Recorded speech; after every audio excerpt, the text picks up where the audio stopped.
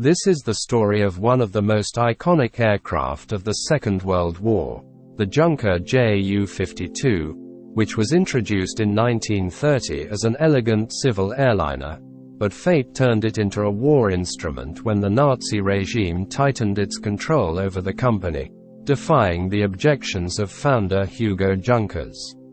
Initially designed for 17 lucky passengers, it quickly took to the skies.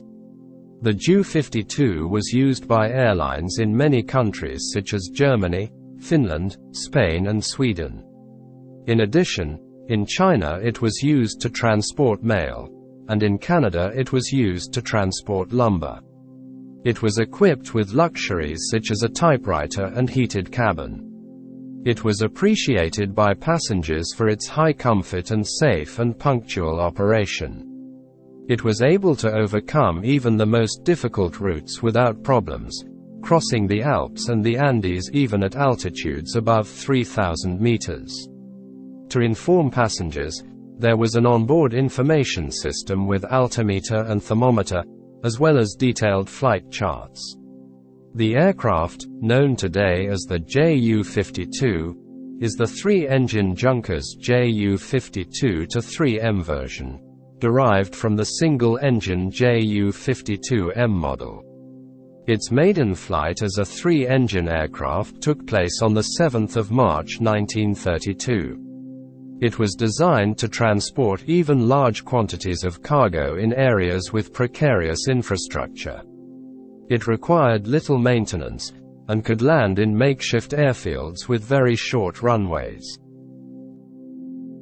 In its original configuration, named Ju-52M, it was a single-engine aircraft, but this configuration was later deemed to be undersized, so in April 1931, 2 more engines were fitted. All subsequent Ju-52s were built with 3 radial engines. The production models received mainly 574 kilowatts, 770 horsepower, BMW 132 engines. The aircraft design included a corrugated duralumin metal cladding as a reinforcing element. The corrugation was both a strength and a weakness. On the one hand it provided additional strength, on the other hand it increased aerodynamic drag. Starting in 1933, the Nazi regime forced Junkers to produce military versions of the Ju-52. Despite Hugo Junkers' resistance, the company was forced to produce military aircraft. In 1935, Nazi officials visited Hugo Junkers' home on his birthday, resulting in his death under unclear circumstances, and his company was sold to the state.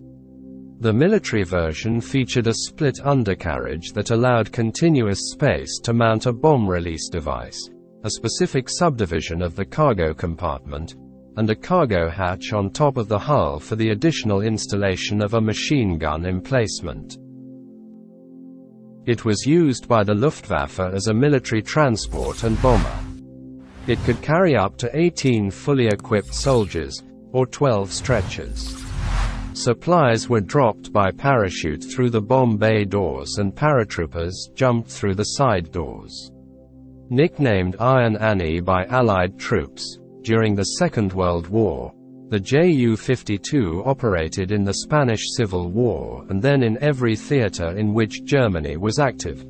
It dropped paratroopers in the Netherlands, Crete and later the Ardennes, transported supplies to troops in North Africa, Stalingrad and the Baltic regions. However, it was slow and too lightly armed compared to fighters, and consequently suffered many losses, particularly during the Battle of Crete, in the Mediterranean Sea and at Stalingrad. It had a top speed of only 265 km per hour, half that of a hurricane, and was therefore vulnerable to enemy anti-aircraft guns and fighters. After the war, production of the Ju-52 resumed only abroad. It was built in France as the Amiot AAC.1 Toucan. It was also produced in Spain as the Casa 352. The last Ju-52 served in the Swiss Air Force in the late 1980s, marking a remarkable milestone of longevity with almost 50 years since its first flight. The Ju-52 proved to be an extremely reliable aircraft, a pioneer in the field of civil transport, capable of landing even on improvised runways, while in the military field it proved to be technically obsolete, poorly armed and slow. Despite this, 4,800 were delivered to the Luftwaffe between 1939 and 1944.